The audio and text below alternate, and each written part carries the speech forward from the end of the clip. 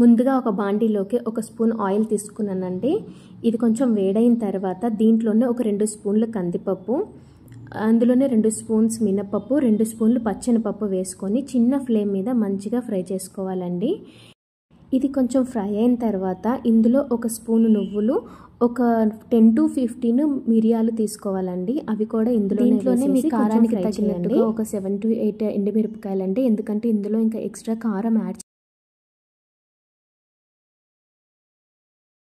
ఒక కప్పుడు నీట్గా వాష్ చేసుకున్న కరివేపాకు కూడా ఇందులోనే వేసుకోవాలండి. ఇది కూడా మంచిగా ఫ్రై అవ్వాలి. అంటిల్ దాంట్లో ఉన్న పచ్చివాసన పోయేంత వరకు చిన్న మంట మీద బాగా ఫ్రై చేసుకోండి.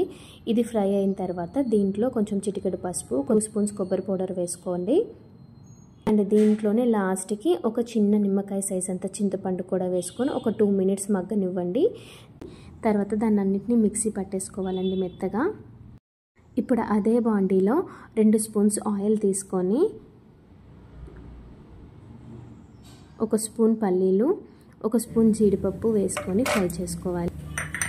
ఇందులోనే పోపు దినుసులు వేసుకోవాలండి. జీలకర్ర, ఆవాలు,